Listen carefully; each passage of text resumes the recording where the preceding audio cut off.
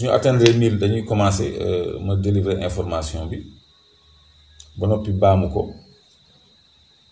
parce que lii yëpp ay loxo doomu aadama ñu ngi ci day baax aussi ñi ci des xam ko donc Kals waaw xam nga rek presse bi waaw da ngay waaru dina leer léegi dina leer léegi waaw donc merci Kals waaw c'est vrai de partager voilà on est 1000 léegi merci Motar léegi je vais faire moins attention aux commentaires xaaral ma ajuster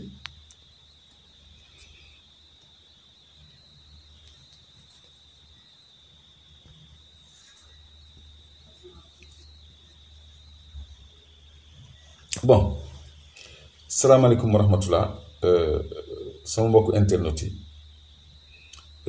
maa ngi ñëw expliquer leen li xew ci guddi gi yépp parce que dañu nekk en face d'un régime boo xam ne dafa jaaxle ba noppi dafa teg ay stratégie yoo xam ne pour tiital askan bi la pour tiital askan bi comment c'est-à-dire di décapiter mouvement yi ak parti politique yi décapiter mooy ñu jàpp ñu nekk ci sommet bi léegi xibaar yi mëtale na mën nañ leen wax vraiment li xew sëñ Xaadim jërëjëf fi mu nekk nii am na benn audio boo xam ne mu ngi wër ci internet audio boo xam ne dem ci waxtaan ak benn membre Clair Vision bu tudd Pape Moussa Sow bu ma invité woon benn émission Pape Moussa Sow membre Clair Vision la suñu premier AG mu ngi fa woon ba noppi mu diriger commission communication ci Clair Vision donc muy rakk ci man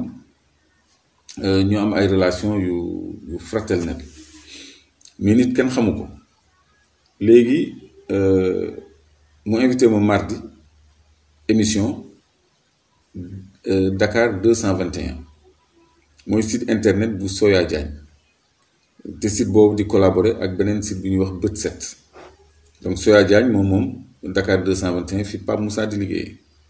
Pape Moussa membre Clair Vision la sama rakk la laa ko jàppee ma ni ko mardi day ci la xeex bi commencé parce que am na ñu woote woon manifestation le 24 man dama jàppoon sax ni mardi mooy le 24 ma ni ko ñun amuñu jot pour nekk tout le temps ci plateau yi parce que dafa am liggéey bu ñuy def à la base parce que wax nañu ci télé yeeg ci rajo yeeg ci conférence de presse dajale presse bi yëpp ñëpp di dégg ñu ni dañuy installer ay comité de résistance ci quartier yi kon kuy wax loolu nëbbatuwuloo kon loolu nga wax ko ci audio du problème parce que je crois que conférence de presse moo gën a nekk audio ñun on a déclaré notre intention de nous organiser à la base te am nañ ci droit yoon may nañu loolu léegi nag Pape Moussa Sow moom te Sora xam na Pape Moussa moo tax mu naan ko su ma waxee après di nga xam fu may waxee Sora Diallo Sora Sow Pape Moussa moom moo génnee audio yi fuité ko te Pape Moussa juriste la xam na lu mu ci jublu parce que daaneel Clédor moom bu ko nguur gi amee yow mi ko def sa affaire dina baax mais wax naa ko ni yàlla mooy sottal kon moom li mu ci jublu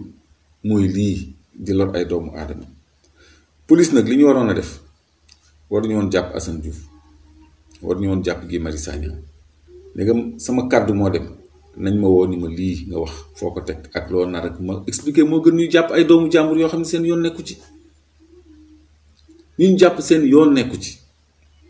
kon tey jii retenez une chose ku ma jege nekk Clair Vision tudd Pape Moussa Sow di liggéey ak Soya Diagne Dakar 221 astafurlah Dakar 221 à ne pas confondre ak beneen site bu tudd DKR 221 bii Dakar 221 la tudd bu Soya Diagne la bokkul ak DKR 221 Dakar 221 boobu day collaborer ak beneen site bu ñuy wax bët set donc Pape Moussa Sow moomu te nekk membre Clair Vision section cellule communication moom moo génnee audio boobu wesaare ko pour indil ma ay jafe-jafe te loolu ci lu tuuti loolu audio boobu mu ngi circulé ci internet bi ci lu tuuti loolu la police mooy pour fekk nit ñi ay guddi di leen yóbbu léegi nag merci pour les commentaires maître Khoureyssi Ba dem na seeti Assane ba muy dem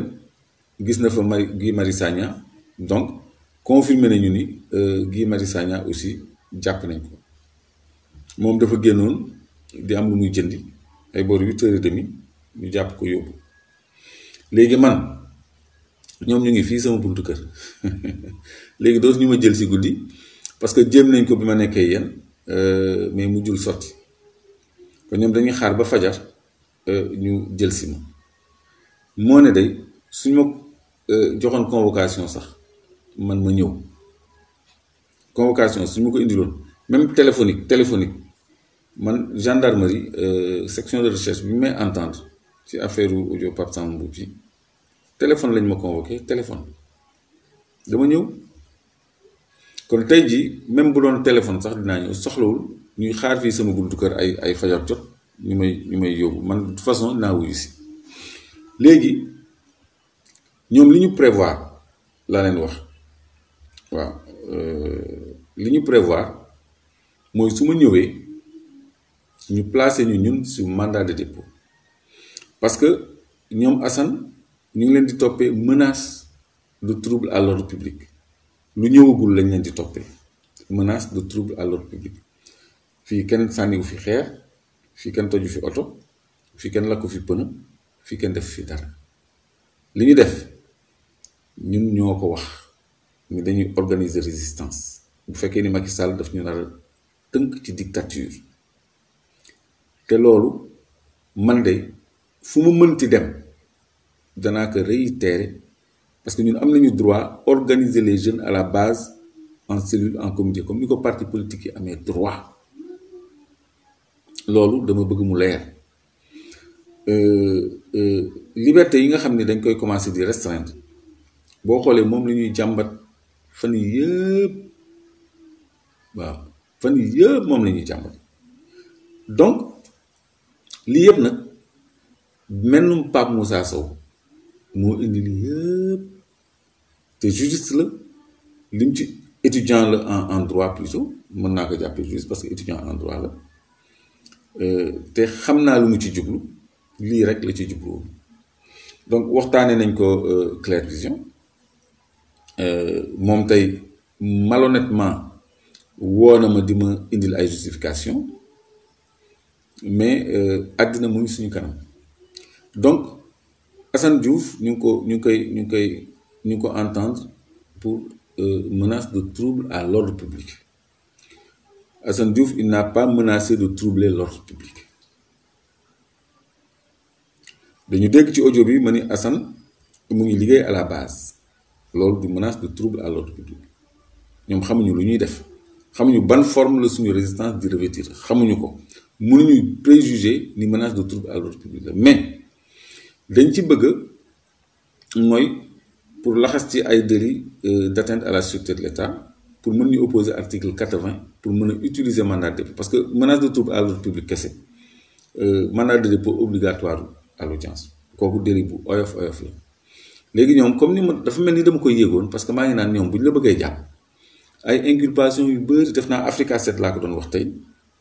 ay chef d'inculpation yu bëri lañ lay limal nga xam ni benn avocat sax du la doy donc man xam naa état loolu la ñuy pratiquer ba noppi nag seen ay presse seen ay réseaux sociaux danañ ko activer à outrance surtout que ñoom dañu am comme renfort les gens du réew mi ñi nga xam ne ñu ngi def ay vidéo montage ay désinformation ci yeneen domaine surtout ci affaire Ousmane Sonko bi ñu ngi ciy def ay désinformation yu bëri te waa réew mi ñoom la ñuy dénk économie numérique parce que waa APR dañu dese xarañ dañu dese am xam-xam ci réseaux sociaux yi ñële nag seen nouveau allié yi ñoom ñoo leen renforcer ci côté boobu donc ils sont à l'origine de beaucoup de rumeurs de beaucoup de désinformation de beaucoup d'intox de beaucoup de faux profils ay affiché photo Sonko pexey sànq nit comme li Pape Moussa def nii ñoom loolu la ñu jël léegi comme arme pour di ko xeexee doomu aadama yi di ko xeexee doomu aadama yi te loolu lu salte la kon nañu xam ni réew mi les militants de réew mi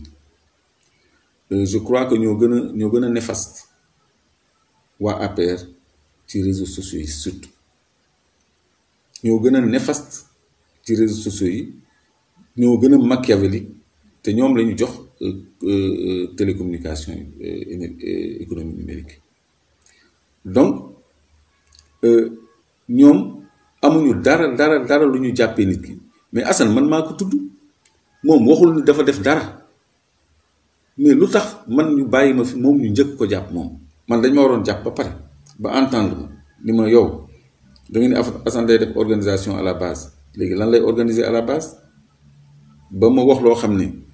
loxo Assane da ciy taq wala dañ ci di Assane dara ñu mën ko arrêté Assane xamul lu tax ñu jàpp ko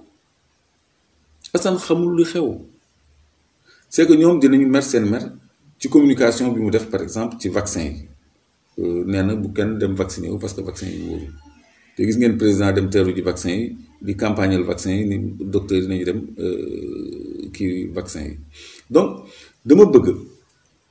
kenn bañ a découragé kenn bañ a jaaxle parce que ñu ngi jëm ci loo xam ne ñoom ñoo koy sooke ñun de def ñu fi dara loo xam ne mën nañu ko opposé lu dul wax ni xub yëgle dankaafu nañu nag parce que dankaafu mën na tax régime bi dellu gannaaw ci lu mu bëgg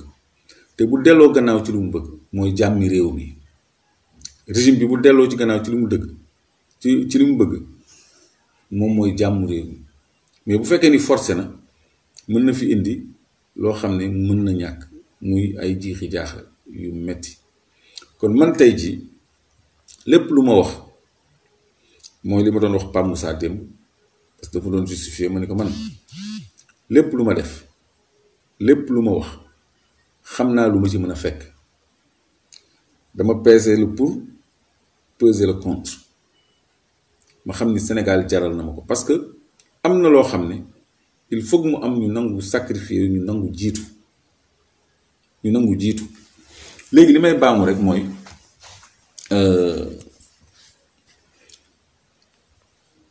fi mu nekk nii bu ñu sàgganee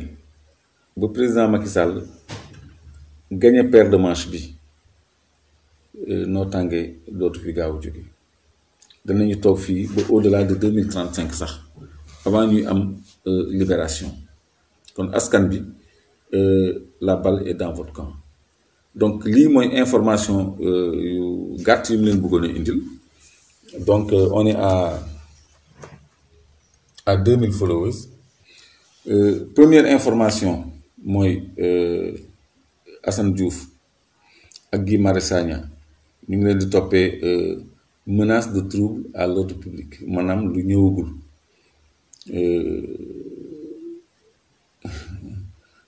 Pape Moussa nee na maa ngi koy tooñ en tout cas audio bi fuité moom laa ko yónnee man ak moom la ci biir néeg waaw lii yëpp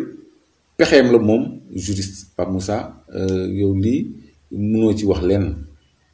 comprendre donc lii mooy li am donc ñoom ñu ngi menace de trouble à l'ordre public lañ leen di jàppe te loolu lu woyof la mais pour mu diis dañ ko bëgg a dëxëñ dañ ci bëgg a dëxëñ article 80 pour mën ñu placer sous mandat de dépôt donc j'ai transféré l'audio oui ou non mais bien sûr j'ai man pan transfert xaw ma kan lay waxal de Rex xaw ma kan lay waxal donc Pape Moussa laa yónnee man sama audio mu nekk ci internet bi yëpp même pas 1 heure de temps avant waaw donc Clédor yaa ngi may tooñ bon léegi il faut ngeen xam li tax a jóg ñenn ñi parce que état bi ci yu tuuti lay jafandu loolu doy na ko pour fooyee liberté nit ñi ñun nag ñu ñoo choisir yoon boobu parce que li gënoon a yomb moo doon ñu toog croiser les bras ku nekk lijjanti sa côté mais ñun amuñu posture boobu ñun mënoon nañu jàpp suñu ñàmbur lijjanti suñu bopp parce que sénégalais ñu ci bëri dañu égoïste da ngay xool ñi nga xam ni seen réussite personnelle daf leen di jaral dem dee ci géej gi walla ci désert bi te intérêt général jarul leen dara état d'esprit boobu moo war a changer nit ñi xam ni Sénégal dëkk bu mën a naat la dëkk bu mën a neex la donc première information bi atteinte menace de trouble à l'ordre public mais ñoom bëgg nañ ci dëxëñ article 80 pour mën ñu placer sous mandat de dépôt Assane ak Guy defuñu dara seen yoon nekku ci audio bi concerné wu leen ñoom waxuñu mën na doon sax tuuma gu ñu leen teg bu jóge ci man kon waruñu leen jàpp ñoom di leen laaj quoi que ce soit man mën na li ma wax mën na bañ a nekk dëgg mën na bañ a nekk dëgg ni dama yónni Assane pour mu organiser à la base et puis organiser à la base ban dil la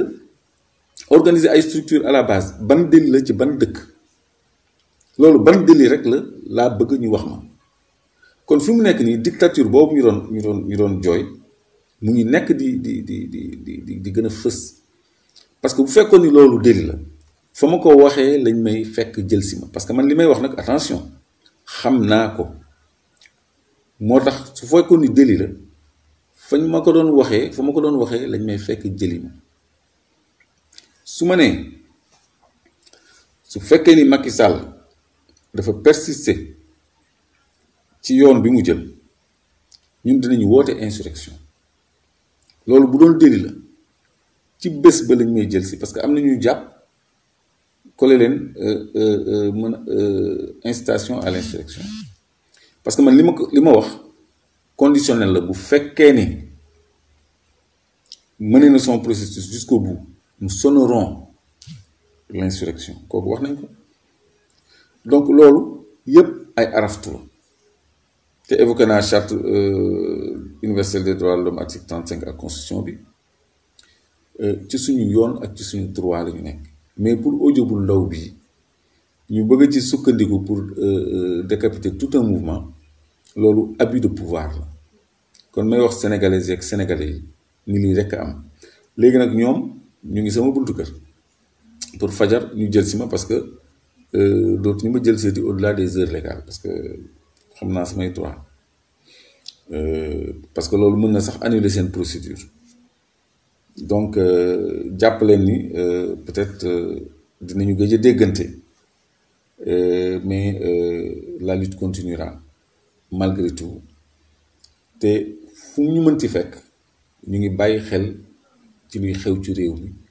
te ñor nañu lool surtout ci problème mu Ousmane Sonko ñor nañu lool te ñun lépp lu ñu mën a fekk ci lii comme ni mu ko yàgg waxee ñun jaral nañu ko ñu torturé ñu gaañ ñu tëj ñu rey ñu Sénégal dafa war a soppeeku Sénégal dafa war a dund ci liberté Sénégal mënuñu tënk benn minorité mënuñu tënk gor yépp bëgg leen teg buumu jaam te ñooñu gën a gore gën a doon gor minorité boobu loolu mënta ne donc ñun amul lenn lu mën a wàññi suñu engagement wala lu ñu jaaxal parce que nee naa leen ñoom seen kaso rek la ñu am donc lii mooy complément d'information yi leen jox Pape Moussa Sow bi liggéey Dakar 221 bu Soya Diagne moo wesaare audio yi te moom étudiant en droit le juriste la donc site boobu day liggéey ak bët set dañuy coopérer Assane Diouf menace de trouble à l'ordre public lañ ko collé motif moo Guy Marius Sagna mais fore naa ci weewu bay nii dañu bëgg a nu mu tuddati ñoddi article 80 maanaam atteinte à la sûreté de l'État ak yooyu xam nga peut-être sax ñu parce que am na kenn ku ma jox information boo xam ne bëgguma ko woon sax jàllale nee na am na sax ñoo xam ne dañu ni dañ ci bëgg a dugal affaire attentat que dañu war a organiser ay attentat kuy organiser attentat je crois que doo nekk dëkk ci rajo ak télé bi naan dañuy def dara kooku loolu je crois que c'est une bataille psychologique pour pousser l'adversaire à reculer plutôt qu'autre chose kon ñun quelle que soit la position ñun dañ baleen ma de appel moo ñu interrompre mais de toute façon live bi jeex na live bi jeex na fii lañ koy yemale charte article 35 charte universelle des droits de l'homme laay wax pas charte de la démocratie charte universelle des droits de l'homme am na koo xam ne dafa jum bind de la démocratie donc mu ngi noonu daal la balle est dans votre camp man je sais que sénégalais yi du ñu nangu ñu noot leen du ñu nangu